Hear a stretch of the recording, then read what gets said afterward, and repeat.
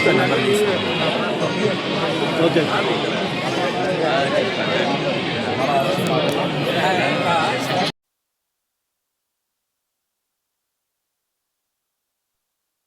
नमस्ताय कारुणाय नमः शृंगाय भगवते नमस्काराय नमः ग्रेवाय विदुरेवदाय नमः त्रेजा सरक्षसे नमः वृक्षेभ्यः हरिकेशेभ्यः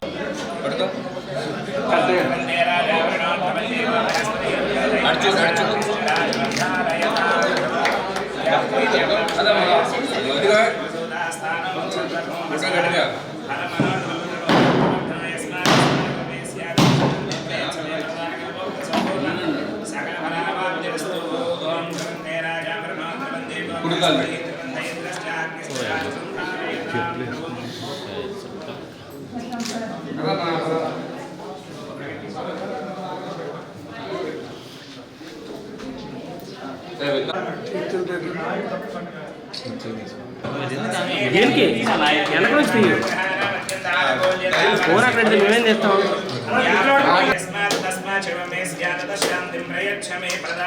సంపూర్ణ సకల ఫలాభాప్తిరస్తు సకల మనోరథ ఫలసిద్ధిరస్తు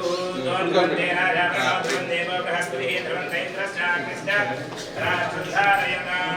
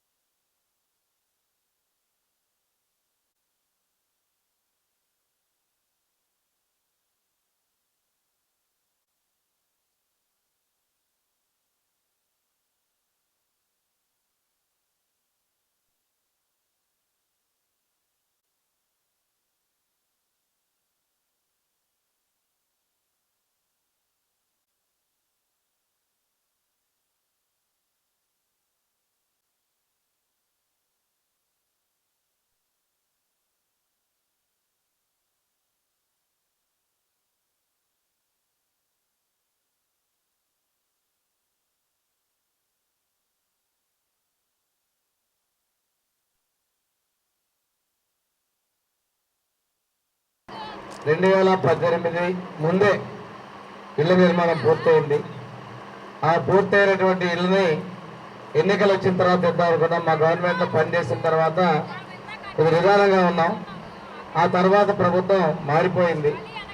ఆ వచ్చిన వ్యక్తి ఒక పని చేశాడు. అంతకుముందు ఇక్కడ వేరే కలర్, బ్రౌన్ కలర్లో ఉండే కలర్ తీసేసి ఈ రంగు మార్చేసుకొని బ్లూ కలర్ వేసుకొని వాళ్ళ పార్టీ రంగు అనుకున్నాడు. దీనికి కోట్ల రూపాయలు ఖర్చు పెట్టాడు. తప్పనిసరిగా అర్హులందరికీ కూడా ఇచ్చేవారికి ఎక్కడబద్దులై ఉన్నాం. ముఖ్యమంత్రి వారు తిరుపతిలో ఈరోజు రాష్ట్ర వ్యాప్తంగా 2,52,000 మందికి ఈ ఇల్లు ఇస్తున్నారు. అన్న ఎన్టీ రామారావు గారు పార్టీ పెట్టినప్పుడు జెండాలలో పెట్టిన పూరి గుడిసి ఉంటుందమ్మా, పూరి గుడిసి ఉండకూడదు, పక్కా ఇల్లు పెట్టాలని చెప్పి భారతదేశంలో మొట్టమొదటి ఆ రోజు ఇల్లు కట్టడం మొదలుపెట్టింది ఎన్టీ రామారావు గారు. ఆ తర్వాత కేంద్ర రాష్ట్ర ప్రభుత్వ సహకారం వచ్చి ఇప్పుడు ఇందాక విష్ణుకుమారావు గారు చెప్పారు.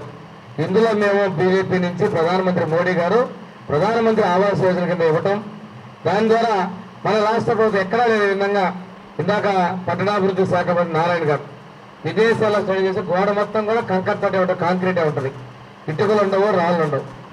అంత గట్టిగా కట్టినాయి కాబట్టి ఈ బిల్డింగ్ నాణ్యత కూడా చెప్పారు. మేము 2019 ముందు కట్టిన ఇప్పటికీ ఈ 26లోకి వచ్చి 7 సంవత్సరాల తర్వాత కూడా బిల్డింగ్ అలాగే ఉంది. అంటే అంత గొప్ప నాణ్యతతోటి. నాకు మంత్రి నారాయణ గారు అసెంబ్లీలో చెప్పేవాళ్ళు, మాకు పట్టణాలు లేవు, ఇలాంటి ఇల్లు లేవు, మామూలు మా నియోజకవర్గంలో అన్ని పల్లెటూర్లు, ఇది పట్టణాల్లో కట్టామని చెప్పేవాళ్ళు. షీల్ వాల్ టెక్నాలజీ కట్టాము, విట్రిఫై టైల్స్ వేసాము, స్టెయిన్లెస్ స్టీల్ తోటి వాష్ బేసిన్ పెట్టాము, కిచెన్ గారు చెప్తుంటే ఆ ఇల్లు చూద్దాం అనుకున్నాను. ఇవాళ ఆ ఇంటిని పరిశీలించేది నిజంగా అద్భుతంగా మా ప్రభుత్వంలో ఆ రోజు నిర్మాణం చేశామని చెప్పి నేను ఇంత గొప్ప ఇల్లు కట్టేందుకు ఆ రోజున మేము గర్వంగా ఉన్నాం. ఈరోజు తెలుగుదేశం, జనసేన, బీజేపీలు ముగ్గురు కూడా ఒక విధ్వంసాన్ని నుంచి, మీకు అంతా గుర్తుంది, ఇక్కడే విశాఖపట్నం ఎయిర్పోర్ట్లో చంద్రబాబు నాయుడు గారు రాకుండా అడ్డుకున్నారు. అదేవిధంగా హోటల్లో మన ఉప ముఖ్యమంత్రి పవన్ కళ్యాణ్ గారు రాకుండా అడ్డుకున్నారు. ఇలాంటి విధ్వంసాలకు మనం శ్రమయ్యాం. ఆ పరిపాలనలో పేదల కంటే ఇల్లు కూడా ఇవ్వకుండా అడ్డుకుంటే ఈరోజు దొంగలించబడిన వస్తువులన్నీ కూడా బాగు చేస్తున్నాం. నేను ఒకటే, ఇంట్లో కూడా నివాసం ఉండండి. మీరు మీ ఫ్రెండ్స్ 2-3 ఇళ్ళు వస్తూ ఉంటే మీకు కావాల్సిన రక్షణ బాధ్యతలు పోలీసులు మీ దగ్గర బీటింగ్ చేస్తారు, మీకు అందుబాటులో ఉంటారు. ఇక్కడ ఉన్నటువంటి శాసనసభ్యులు పల్లా శ్రీనివాసరావు గారు వ్యక్తిగతంగా వాళ్ళ కార్పొరేటర్స్ కావచ్చు, మన ఇదే కాకుండా బీజేపీ జనసేన నాయకులందరూ కూడా మీకు ఏ ఆపద వచ్చినా అండగా ఉండడానికి సిద్ధంగా ఉన్నారు. ఇంత ఖరీదైన ఇళ్లలో, గొప్ప అపార్ట్మెంట్ సిస్టంలో మీరు నివాసం ఉండాలని కోరుకుంటారని. ప్రధానమంత్రి మోడీ గారు మనకు 2 సార్లు వచ్చారు. వచ్చిన తర్వాత వరాలు ఇచ్చారు. ఇందాక చెప్పారు మనకి పరిశ్రమలు వస్తున్నాయి. రిషికొండ, భీమిలి ఆ ప్రాంతాల్లో గూగుల్ కావచ్చు, అదేవిధంగా మనకి సాఫ్ట్వేర్ కంపెనీలు కావచ్చు. నిన్ననే ఆర్సిఆర్మిట పెద్ద కంపెనీ ఈ ప్రాంతం విశాఖపట్నంలో ఎక్కువ పరిశ్రమలో ఉద్యోగాలు కల్పించే చర్యలు తీసుకున్నాం. మేము ఎన్నికల ముందు సూపర్ 6 అని చెప్పాం, అన్నీ కూడా అమలు చేస్తున్నాం. అందులో భాగంగా పెన్షన్ని 200 2,000 చేసినా, 2,000 4,000 చేసినా చంద్రబాబు నాయుడు గారి సారథ్యంలో ప్రభుత్వం చేసింది. మధ్యలో ఆయన 2,000 3,000 చేస్తుంటే 5 ఏళ్ళు కష్టపడ్డాడు. కానీ ఈరోజు 4,000 6,000 10,000 15,000 రూపాయలక నెలకి 2,700 కోట్ల రూపాయలు మేము ఎన్టీఆర్ భరోసా పెన్షన్ ఖర్చు పెడుతున్నాం. ఆడపడుచులందరికీ దీపం 2 కింద 3 గ్యాస్ సిలిండర్లు ఉచితంగా ఇవ్వడం జరిగింది 4 నెలలకు ఒకటి. ఇప్పుడు యుద్ధం జరుగుతుంది, మీకు సిలిండర్ దొరకవు అని చాలా మంది సోషల్ మీడియా చెప్తున్నారు. నమ్మద్దు.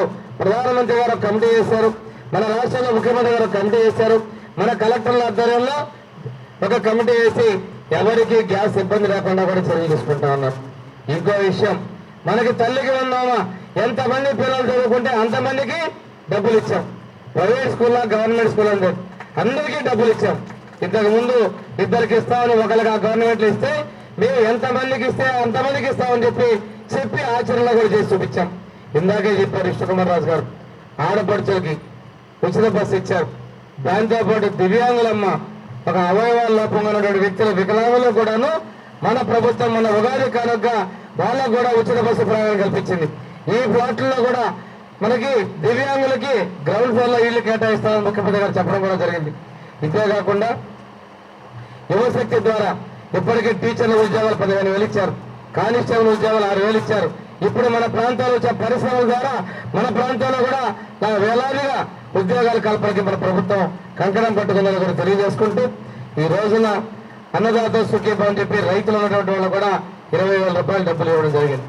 ఈరోజు విశాఖపట్నం అద్భుతమైన అభివృద్ధి, రోడ్లు కావచ్చు, అదేవిధంగా మనకి కాలువలు అండర్ గ్రౌండ్ డ్రైనేజ్ కావచ్చు, అదేవిధంగా కరెంటు కూడా ఇలాగ పైన కాకుండా అండర్ గ్రౌండ్ కేబుల్ ఇచ్చే విధంగా కూడా రాష్ట్ర నగరం అంతా కూడా చర్యలు తీసుకుంటా ఉన్నాం.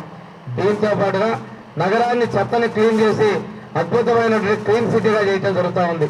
ఇంకో విషయం ఏంటంటే విశాఖపట్నంలో భారతదేశంలోనే ఆడపడుచులకు రక్షణ కలిగినటువంటి మొట్టమొదటి స్థానం ఈ పోలీస్ శాఖ వాళ్ళు కలగని స్వేచ్ఛగా ఆడబిడ్డల రక్షణ ఉన్న నగరంగా విశాఖపట్నం అవార్డు వచ్చింది అంటే ఇది ఇక్కడ ఉన్నటువంటి మన ప్రభుత్వం తీసుకున్నటువంటి చర్యలు అని తెలియజేసుకుంటూ, ఇంత స్వేచ్ఛమైన నగరాల్లో ఇలాంటి ప్రాంతాల్లో మీరు ఇల్లు తీసుకోవడం కాకుండా ఆస్తిగా భావించకుండా ఒక మంచి ఇంటిలో ఉంటున్నాం. రేకులంగా ఉన్నటువంటి అద్దెల్లో సాలీజాలు ఇరుగ్గుల్లో కాకుండా ఈ ఇంట్లో మీరు నివాసం ఉండాలని, మీ నివాసం మీ పక్కన 10 మంది రండి, మీకు ఎలాంటి ఇబ్బంది వచ్చినా స్థానిక శాసనసభ్యుల వారు కానీ అదేవిధంగా పోలీస్ శాఖ కానీ మీకు అండగా ఉండాలని తెలియజేసుకుంటూ, ఇన్ని చేస్తున్నటువంటి ప్రభుత్వం మీ అండ కావాలి. పోయినసారి 19 ముందు కడితే ఆ తర్వాత అరాచక పాలన వచ్చిన మిమ్మల్ని ఇబ్బంది పెట్టే విధంగా కాకుండా మళ్ళీ ఇదే ప్రభుత్వం కంటిన్యూస్గా మన కనుక గెలిచి ఉంటే మీ ఇల్లు ఎప్పుడు 5 సంవత్సరాల కిందలో కాపురాలు చేసుకునేవాళ్ళు. ఇలాంటి ఇబ్బందులు రాష్ట్రంలో ఇంకో ప్రజలు జరగకుండా ఉండాలంటే మళ్ళా కూడా మా ఎన్డీఏ ప్రభుత్వాన్ని మీరు ఆశీర్వదించాలని కోరుకుంటూ, ఈ ఇల్లు తీసుకొని మీ అందరికీ కూడా మీకు శుభాకాంక్షలు అభినందనలు తెలియజేస్తూ సెలవు తీసుకున్నాను.